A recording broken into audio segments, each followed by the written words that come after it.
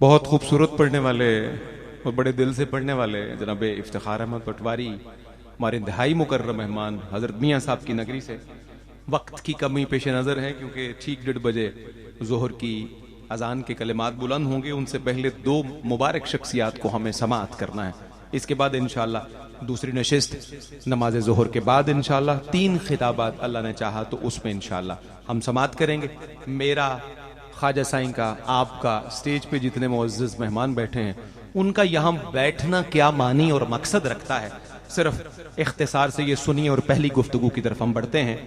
آتے ہیں اس بہشت میں وہ کشتگان شوق. جو اردو ادب سے تھوڑا سا بھی شغف رکھتے ہیں میرے بزرگ بچے جوان بھائی، وہ یہ 4 مصرے سن لیں کہ آتے ہیں اس بہشت میں وہ کشتگان شوق روز ازل سے جن کا یہاں اندراج ہے. یہاں یہ بات ذہن میں رکھیے گا، کوئی منتخب کیا بندہ بغیر، انتخاب کے بغیر، اندراج کے بغیر، مہر کے بغیر، ٹھپا لگنے کے بغیر یہاں کوئی نہیں آتا. ایرا گیرا کوئی نہیں آتا. آئے گا وہی جس کا میں نے اعلان کر دیا. آتے ہیں اس بہشت میں وہ کشتگان شوق روز ازل سے جن کا یہاں اندراج ہے. ساکی تیرے جمال کی ہلکی سی ایک جھلک آزردگان ہست کا واحد علاج ہے. ساکی تیرے جمال کی ہلکی سی ایک جھلک آزردگان ہست کا واحد علاج ہے، واحد علاج ہے. مکرم حاضرین آئیے بڑھتے ہیں آج کی سیدنا غوث اعظم دستگیر کانفرنس کے پہلے مقرر کی طرف. آپ کا تعلق عالم اسلام کی عظیم یونیورسٹی جامعہ منہاج سے ہے. شعبہ علوم اسلامیہ کے سربراہ ہیں.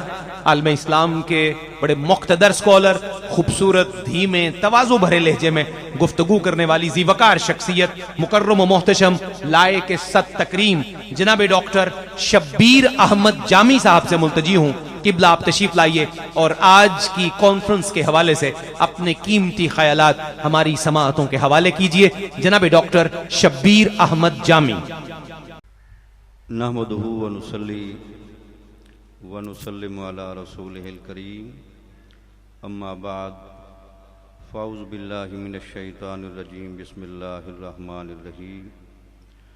لقد من اللہ علی المؤمنین اذ بعث فیہم رسولا من انفسہم یتلو علیہم آیاتہ ویزکیہم ویعلمہم الکتاب والحکمہ. صدق اللہ العظیم وبلغنا نبیہ الکریم. ان اللہ وملائکتہ یصلون علی النبی یا ایہا الذین آمنوا صلوا علیہ وسلموا تسلیما. الصلاۃ والسلام علیک یا رسول اللہ وعلی آلک واصحابک یا حبیب اللہ. الصلاۃ والسلام علیک یا رحمۃ للعالمین وعلی آلک واصحابک یا شفیع المذنبین. قرآن مجید کی آیت کریمہ میں نے تلاوت کی ہے. اس کا معنی یہ ہے کہ ضرور تحقیق اللہ تعالیٰ نے مومنین پر احسان فرمایا جب ان کے اندر ان میں سے ایک مکرم رسول کو بھیجا. وہ ان کے اوپر قرآن مجید کی آیات تلاوت فرماتا ہے اور ان کا تزکیہ فرماتے ہیں اور ان کو اس کتاب کے معانی کی تعلیم دیتے ہیں اور ان کو حکمت سکھاتے ہیں. اللہ تعالیٰ نے حضور نبی اکرم صلی اللہ علیہ وسلم کی بعثت کا ذکر کر کے باقاعدہ احسان کے الفاظ استعمال فرمائے. اللہ تعالیٰ قادر مطلق ہے. اللہ تعالیٰ نے دنیا میں کسی چیز پر احسان جتلانے کا منصوبہ نہیں فرمایا، لیکن جب حضور نبی اکرم صلی اللہ علیہ وسلم کی بعثت کا ذکر فرمایا تو باقاعدہ من و احسان کے جملے ادا فرمائے. چونکہ اللہ کے علم میں تھا کہ میں رحمت للعالمین والی ذات گرامی کو اور سید المرسلین اور امام الانبیاء کو اور شفیع المذنبین کو دنیا میں بھیج رہا ہوں۔ اب ان کے جانے کے بعد میرے نظام قدرت کا ماحول بھی بدلے گا۔ پہلا میرا نظام قدرت اپنے انداز سے چلتا رہا، لیکن رحمت للعالمین کے دنیا میں جانے کے بعد مجھے اپنے نظام کو ایک دفعہ پھر دیکھنا پڑے گا کہ میں نے دنیا کا نظام کس انداز سے چلانا ہے۔ کیونکہ اس کی وجہ یہ ہے کہ حضور نبی اکرم صلی اللہ علیہ وسلم رحمت للعالمین بن کے آ رہے ہیں، تو دنیا کے ذرے ذرے کو آپ کی رحمت کی جھلک نظر آئے گی۔ اب سوال یہ تھا کہ اللہ تعالیٰ نے یہ تو احسان جتلایا، لیکن وہ کیا چیزیں آپ لے کر آئے تھے تاکہ ہمیں اندازہ بھی لگے کہ احسان کیا تھا۔ ویسے تو قرآن و حدیث کا مطالعہ فرمائیں تو حضور نبی اکرم صلی اللہ علیہ وسلم کے احسانات اور کرم کا شمار شاید ممکن نظر نہ آئے، لیکن اللہ تعالیٰ نے 4 مین احسانات بتائے۔ یہ نبی مکرم تم پر قرآن مجید کی آیات کی تلاوت فرماتے ہیں، یعنی قرآن مجید کی آیات کو پڑھنا اس نبی کی زبانی یہ تم پر بڑا احسان ہے۔ پھر یہ نبی مکرم صلی اللہ علیہ وسلم کی ذات گرامی تمہارا تزکیہ نفس بھی کرتے ہیں۔ انسان کا وہ نفس جو خود خواہشات کے ضمیر سے گوندا گیا ہے، انسان کے اس نفس کا تعلق شیطان سے ہے، انسان کے نفس کا تعلق حب دنیا سے ہے۔ اس نبی کی نگاہیں جب تمہارے چہروں پر اور وجود پر پھریں گی تو یہ نبی ایمان والوں کا تزکیہ نفس فرماتے ہیں، یہ تم پر بڑا احسان ہے۔ پھر یہ نبی یہاں تک نہیں، جو اللہ کی طرف سے آخری کتاب نازل ہوئی اس کتاب کے یہ معنی تمہیں بتائیں گے، ان کا مفہوم بتائیں گے، ان کا مطلب بتائیں گے، اور پھر یہ تمہیں حکمت کی دانائی کی بھی تعلیم دیں گے۔ اب لگتا یہ ہے کہ اگر ہم دین اسلام کے 4 گوشے کر لیں جو حضور نبی اکرم صلی اللہ علیہ وسلم کے فیضان سے پھوٹے، ایک تلاوت آیات کا گوشہ تھا، اس کی ذمہ داری تو اٹھا لی قرآن نے، حفاظ نے، قرآن کی تلاوت کرنے والوں نے، اور ایک آپ کا جو گوشہ تھا تزکیہ نفس کا، اس تزکیہ نفس کو بڑھ کے قبول کر لیا اولیاء نے۔ اولیاء نے کہا جی یہ تو پھر گوشہ ہمیں دے دیں، ہم اب لوگوں کو بتائیں گے کہ تزکیہ نفس ہوتا کیا ہے، ہوتا کیسے ہے۔ اور جو تعلیم کتاب کی بات تھی وہ مفسرین نے، محدثین نے اور فقہا نے کہا جی یہ گوشہ تو ہمیں دے دیں۔ باقی رہ گئی حکمت کی بات۔ جب اللہ تعالیٰ نے ان تینوں طبقوں کو دیکھا، حفاظ کو دیکھا، قراء کو دیکھا، اولیاء کو دیکھا، علماء کو دیکھا، تو اللہ نے فرمایا کہ یہ حکمت بھی میرے اولیاء لے جائیں، چونکہ حکمت کے صحیح حقدار یہ اولیاء ہیں، یہ ظاہر و باطن کے بڑے عالم ہیں۔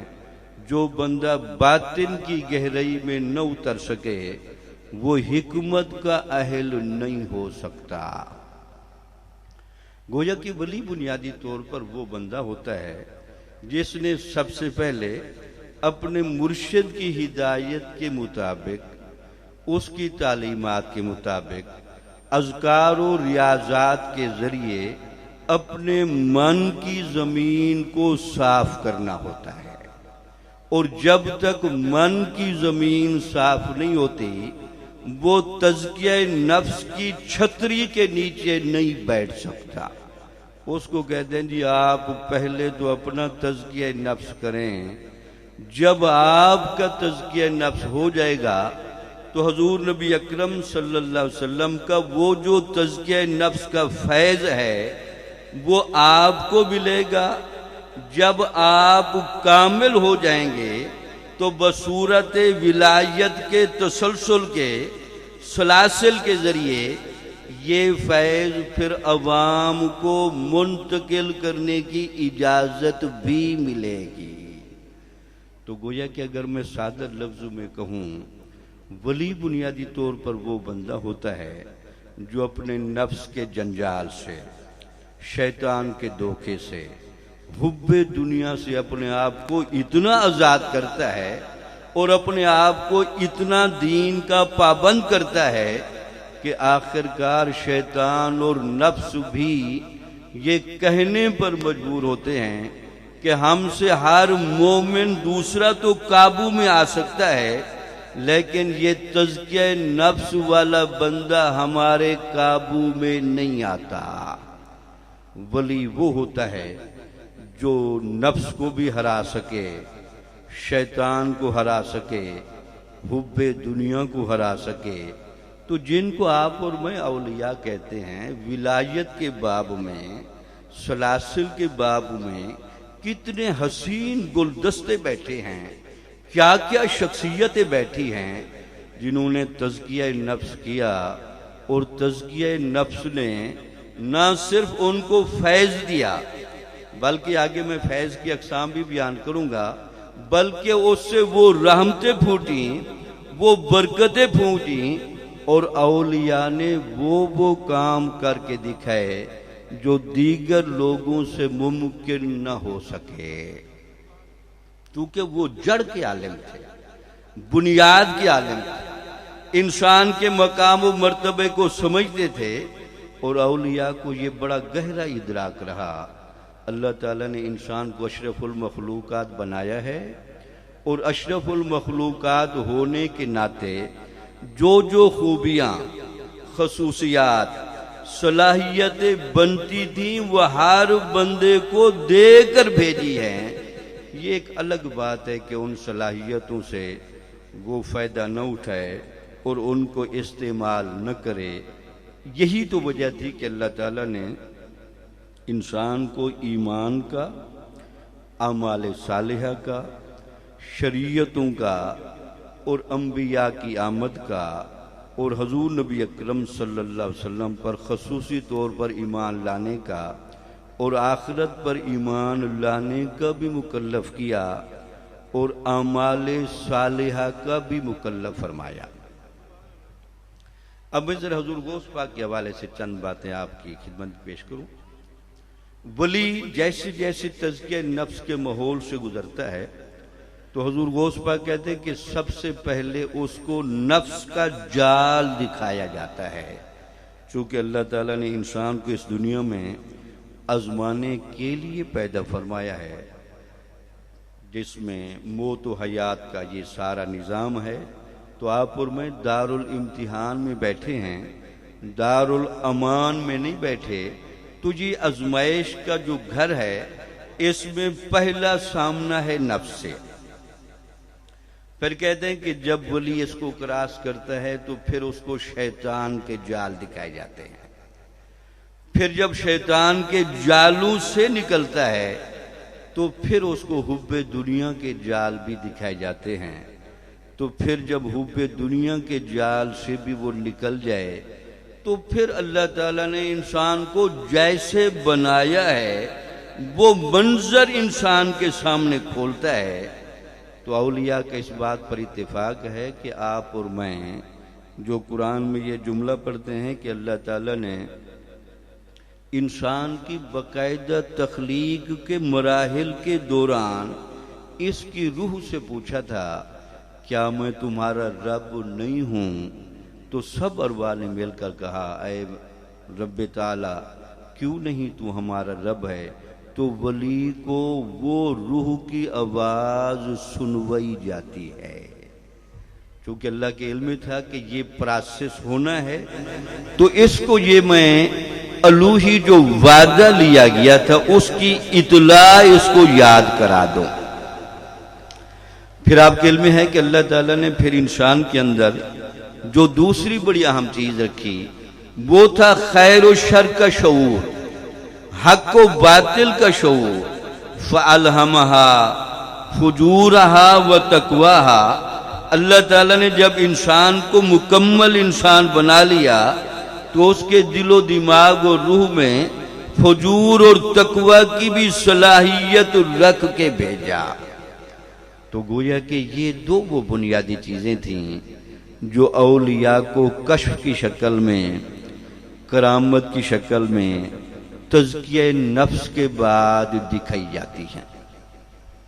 اب ایک ولی جب ان مراحل سے گزر کے بیٹھتا ہے تو ولی دیتا کیا ہے، تقسیم کیا کرتا ہے، ہم اولیاء کے در پر کیوں آتے ہیں اور ان کے صاحب مزار ہونے کے بعد بھی کیوں آتے ہیں، تو اب حضور غوث پاک کی زبان میں چند باتیں گوش گزار کروں جو مانن اور مطلب تو وہی ہوگا جو آپ کی کتابوں میں بکھرا ہوا ہے۔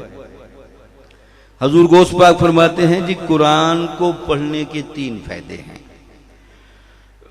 ایک تو قرآن کو اگر آپ پڑھنے پر آ جائیں تو آپ کو ایک ایک حرف کے بدلے میں 10 گنا ثواب ملے گا۔ پھر آپ کہتے ہیں کہ جو قرآن کو کثرت کے ساتھ پڑھے تو یہ قرآن مجید اس بندے کو جنت میں لے کے جائے گا۔ پھر آپ فرماتے ہیں کہ جو بندہ قرآن مجید کو اپنا اوڑھنا اور بچھونا بنا لے، یہ قرآن مجید اس کا ہاتھ پکڑ کے تجلیات الہیہ کے سمندر میں بھی لے جائے گا۔ جب لگتا ہے یہ بات اولیاء کو معلوم ہوئی، بھئی قرآن پڑھنے سے 10 گنا بھی ثواب ملتا ہے، قرآن پڑھنے سے جنت بھی ملتی ہے، قرآن پڑھنے سے خود خدا بھی ملتا ہے، تو اولیاء نے قرآن کی تلاوت کو اپنا اتنا وتیرہ بنایا، اتنا طرز عمل بنایا اور اس راہ میں ایسے ڈھلے کہ اکثر اولیاء کا یہ معمول رہا کہ ایک قرآن کا ختم رات میں اور ایک قرآن کا ختم دن میں۔ آپ کی آخری آیات میں لکھے کہ سرکار غوث اعظم رحمت اللہ علیہ جب وصال کے قریب تھے تو آپ بڑی کثرت کے ساتھ قرآن مجید پڑھتے تھے، تو لوگوں نے پوچھا حضرت غوثیت عظمی کا تاج بھی آپ کے سر پر رکھ دیا گیا، آپ قرآن کے حافظ بھی ہیں، 7 قرات کے بہت بڑے عالم ہیں، تو کثرت کے ساتھ یہ قرآن مجید کو دیکھ دیکھ کر پڑھنا ہماری سمجھ میں نہیں آتا۔ تو اولیاء چونکہ بڑے صاحب راز ہوتے ہیں، جب بڑے بڑے آپ کے خلفاء نے پوچھا تو آپ نے فرمایا کہ عام بندہ تو قرآن کو پڑھتا ہے لفظ دیکھنے کے لیے، غوث اعظم قرآن کو پڑھتا ہے اللہ کے نور کی تلاوت کرنے کے لیے۔ اگر آج آپ اور میں تصوف کی اس چاشنی سے محروم ہیں تو آپ اور میں وہ غور کر سکتے ہیں کہ ہمارا قرآن کے ساتھ کیا تعلق ہے، وتیرہ کیا ہے، قرآن کب اٹھا کر ہم نے پڑھا ہے، کب اٹھا کر سمجھا ہے، اس کی گہرائی میں کیسے اترے ہیں۔ تو قرآن وہ اللہ کی رحمتوں کا مرکز ہے، برکتوں کا مرکز ہے، اولیاء کا بڑا شغف رہا، ان کو بڑی چاشنی رہی، بڑی لذت رہی قرآن کے ساتھ، وہ زندگی بھر قرآن پڑھتے بھی رہے، پڑھاتے بھی رہے اور قرآن کے اسرار و رموز میں اترتے بھی رہے۔ حضور غوث پاک سے یہ بھی پوچھا گیا کہ حضرت صاحب یہ پورے دین اسلام کے اندر عبادات کا، اعمال کا، اخلاق کا اتنا درس جو ہے، ہم تو ذرا ان تمام چیزوں کو لیتے ہیں سطحی، کبھی کبھی ناغے کے ساتھ، لیکن آپ کی زندگی میں ناغہ کوئی نہیں، انقطاع کوئی نہیں، رخصت نہیں، غفلت نہیں، نسیان نہیں۔ اس کی وجہ ہمیں سمجھ نہیں آتی کہ خواہ نماز ہو، خواہ روزہ ہو، خواہ تہجد ہو، خواہ ذکر ہو، خواہ روزے ہوں، جناب کی شخصیت کا 24 گھنٹے شریعت کے احکامات میں ایسے جڑے ہوئے ہیں کہ کوئی لمحہ بھی شریعت کی پاسداری سے ہٹا ہوا نہیں۔ اس کی ہمیں سمجھ نہیں آتی۔ تو حضور غوث پاک نے سمجھاتے ہوئے فرمایا اپنی کتابوں میں، ہم نے جن لوگوں سے شریعت پڑھی ہے، ہم نے علماء سے بھی بہت کچھ سیکھا ہے، ان سے تفسیریں پڑھی ہیں، ان سے حدیثیں پڑھی ہیں، لیکن جب ہم اولیاء کی صحبت میں بیٹھے وہ ہمیں یہ باتیں سمجھاتے تھے کہ نماز سے ثواب بھی ملے گا، نماز سے جنت بھی ملے گی، نماز سے خدا ملے گا۔ اے عبد القادر کون سی نماز پڑھنی ہے؟ تو وہ کہتے تھے، ہم اپنے استادوں کو اور مشائخ کو کہتے تھے کہ عبد القادر کو وہ نماز پڑھوائیں جس میں عبد القادر جب نماز پڑھے تو خدا کے انوار میں گم ہو جائے۔ اس لیے آپ کے بارے میں یہ روایات بھی آتی ہے کہ جب آپ تکبیر تحریمہ کے لیے کھڑے ہوتے تو آپ تکبیر تحریمہ کہنے میں کافی دیر لگاتے تھے۔ لوگوں نے پوچھا کہ حضور نماز یہ نا یہ جلدی سے تکبیر تحریمہ پڑھیں، امامت کروائیں یا علیحدگی میں نماز پڑھیں، جو بھی آپ کا طریقہ ہے، تو یہ نماز پڑھنے میں تکبیر تحریمہ میں اتنی دیر لگانے کی کیا وجہ ہے؟ تو حضور غوث پاک کا جواب ہوتا تھا کہ ہم نے اب نماز وہ عام نماز تو پڑھنی نہیں، پہلے میں نے کعبہ پر اور عرش پر نگاہ ٹکانی ہے، اس کے بعد میں نے اللہ اکبر کہنا ہے۔ یہ ولی ہوتے ہیں جو نماز ایسے پڑھتے ہیں، ان کی نمازوں میں شیطان آ جائے، ان کی نمازوں میں برے خیالات آ جائیں، ان کا ذہن اللہ و رسول سے ہٹ جائے، جن کی نمازوں کی نیت کی ہی یہ کیفیت ہو تو آپ اندازہ لگا سکتے ہیں کہ وہ نماز کیسے پڑھتے ہیں، نماز میں ان کو ملتا کیا ہے۔ یہ تو حضور نبی اکرم صلی اللہ علیہ وسلم کا کمال رحمت دیکھیں کہ اللہ تعالیٰ کے ساتھ جو آپ کی انتہائی پرائیویٹ میٹنگ ہوئی، جہاں اللہ اور نبی کے علاوہ کچھ نہیں تھا، وہاں بھی ہمارے نبی نے آپ کے لیے اور مجھ کے لیے تحفہ لینے سے نہ رکے۔ تو یہ قرآن کے جملے ہیں کہ جب آپ واپس آنے لگے تو ایک دفعہ آپ نے پلٹ کے دیکھا تو آپ سے پوچھا گیا کہ کوئی بات رہ گئی ہے؟ تو آپ نے کہا ایک بات رہ گئی ہے، میں اپنے صحابہ کے پاس، اپنے گھر والوں کے پاس، امتیوں کے پاس جاؤں گا، وہ کہیں گے کہ اس خلوت خاص میں ہمارے لیے کیا لائے؟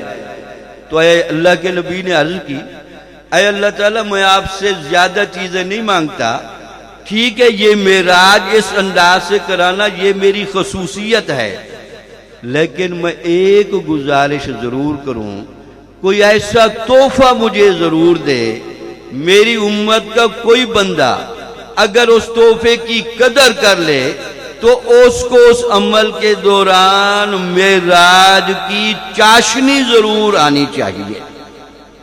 تو وہ عمل نماز تھا۔ نماز میں ایک ولی معراج کی کیفیتوں سے گزرتا ہے۔ تو پھر میں آخری جملے شاید کہنے کی طرف بڑھ جاؤں۔ اولیاء کے پاس 3 چابیاں ہوتی ہیں، میں ذرا مختصر بات کر دوں۔ پہلی چابی ان کے پاس ہے، ان کو کافر بھی ملنے آتے ہیں، ان کو گناہگار بھی ملنے آتے ہیں، ان کو مسائل میں الجھے ہوئے لوگ بھی ملنے آتے ہیں۔ ولی کا کام ٹالنا نہیں، ولی کا کام مسئلہ حل کر کے دینا ہے۔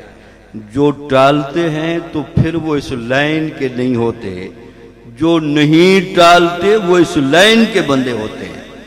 کافر کو سیدھا کرنے کے لیے اس کے پاس 2 ہی چابی اللہ نے دی ہیں، وہ اپنی نگاہ توجہ سے ولی کے دل و روح پر وہ لیزر شوائیں ڈالتا ہے جس میں اس کو الستو بربکم قالوا بلا کا سبق یاد کراتا ہے اور اس کو مجبور کرتا ہے ایمان لانے پر۔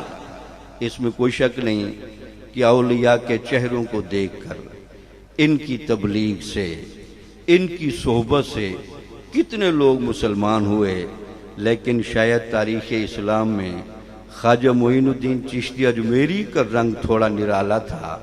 آپ کے چہرے اور زبان کی تاثیر سے اور نگاہ کے اثر سے وہ الستو بربکم قالوا بلا کے فیض سے لاکھوں کا مجمع کلمہ الاپنے پر مجبور ہوا۔ یہ چابی ہر ولی کو دی جاتی ہے، ہر کافر کو اس چابی سے وہ ٹٹولتا ہے۔ اچھا، دوسری بھی ان کے پاس چابی ہے جو میں نے اشارہ کیا، یہ فجور اور تقوی کا جو الہام ہے ہر دل میں، ہر روح میں، اس کو بھی یہ ولی تھوڑا سا کھنگالتا ہے، سوال و جواب کرتا ہے، بات کرتا ہے۔ اور وہ جو ایک دفعہ مجلس میں آ کے بیٹھ گیا اور اس ولی کو اندازہ ہوا میری قوت تصرف، میری قوت کرامت کو اللہ اجازت دے رہا ہے، وہ اس کو بغیر مسلمان کیے اٹھنے نہیں دے گا، کیونکہ اس کو اللہ نے یہ دو چابیاں دی ہیں۔ جس کافر کو چاہے مسلمان کر، جس گناہ کو گار کو چاہے متقی بنا، نیکوکار بنا۔ اور تیسری جو اللہ نے ایک ولی کو بڑی زوردار چابی دی ہے، اللہ نے ولی کو مستجاب الدعوات بنایا ہے، اور مستجاب الدعوات ہونے کی وجہ سے وہ چونکہ رحمت للعالمین کی چھتری میں بیٹھا ہے، یہ مزاج خود حضور نبی اکرم صلی اللہ علیہ وسلم کا نہیں تھا، بلکہ آپ کی اتباع میں اور آپ کی نسبت کی وجہ سے یہ مزاج اولیاء میں بھی منتقل ہوا۔ یہ حضور نہیں فرماتے کہ قیامت والے دن جب تک میں اپنا ایک ایک امتی بخشوا نہ لوں میں اس وقت تک راضی نہیں ہوں گا۔ یہی مزاج حضور کا اولیاء میں بھی منتقل ہوتا ہے۔ جب تک ولی یہ تسلی نہ کر لے ہمارا مرید، ہمارے در پر آنے والا، ہمارا منگتا، ہمارا سائل یہ مسائل میں الجھا رہ جائے، تو ہماری ولایت کو، ہمارے قرب الہی کو یہ گوارا نہیں۔ اس لیے سرکار غوث اعظم کی جہاں دیگر کرامتیں ہیں، وہاں ایک کرامت یہ بھی بیان کی جاتی ہے کہ جو بندہ ایمان کی حالت میں آپ کے مدرسے آیا، اس جگہ پر آیا جہاں آپ بیٹھتے تھے، اور آپ کے اس ماحول کو اور ایمان اور عقیدت سے چلا گیا، تو اللہ تعالیٰ اس بندے کو مرنے سے پہلے توبہ بھی نصیب کرتا ہے اور اس بندے کی اصلاح بھی کر لیتا ہے، کیونکہ اس کے ساتھ یہ معاملہ کرنا یہ اس لیے ہے کہ اللہ تعالیٰ کو عبد القادر کے ساتھ محبت ہی نرالی ہے۔ چونکہ وہ غوثیت عظمی والے ہیں تو ان کے در پر جو بھی آئے گا، کوئی دے یا نہ دے، عبد القادر نے اس کو اللہ تعالیٰ سے وہ چیزیں لے کر ضرور دینی ہیں۔ تو یہ آپ کی اور میری بڑی سعادت ہے کہ آپ جس خاندان، جس خانقاہ پر بیٹھے ہیں، یہ قادریہ، قطبیہ، سراجیہ، قمریہ کی خاندان ہے۔ حضور غوث پاک کا فیض چل رہا ہے، ان کی توجہ چل رہی ہے، ان کی باتیں چل رہی ہیں۔ آخری بات کیا ختم کریں، سرکار غوث اعظم کا زندگی کا آخری وقت ہے، تو آپ کے جو بڑے صاحبزادے تھے عبدالرزاق صاحب، انہوں نے پوچھا ابو جان ایک بڑی عجیب اب آج کل حالت آپ کی میں دیکھتا ہوں، آپ کے جسم پر مکھی اب بیٹھنا چھوڑ گئی ہے، اور ہم کتابوں میں پڑھتے رہے کہ مکھی کا نہ بیٹھنا یہ تو خصوصیت ہے حضور نبی اکرم صلی اللہ علیہ وسلم کی۔ تو کہتے ہیں کہ شیخ عبد القادر جیلانی رحمۃ اللہ علیہ نے، غوث پاک نے ذرا جذبے کے لہجے میں فرمایا، اس نے کہا ہے میرے بیٹے یہ جسم اب عبد القادر کا جسم ہی کب رہا ہے، اب دیکھنے میں تو یہ جسم عبد القادر کا ہے، لیکن اس کے انگ انگ پر، اس کے ذہن پر، اس کے دل پر، اس کے روح پر اور انگ انگ پر تجلیات محمدیہ کا وہ غلبہ ہے کہ اب نام عبد القادر کا ہے، ظاہر و باطن محمد ہی محمد ہے۔ اللہ تعالیٰ آپ کی اور میری حاضری منظور و مقبول فرمائے اور ان باتوں کو سمجھنے کی توفیق عطا فرمائے۔ اولیاء کی نسبت، یہ خانوادہ اور آپ کا میرا چل کرانا منظور و مقبول فرمائے۔ وآخر دعوانا الحمدللہ رب العالمین۔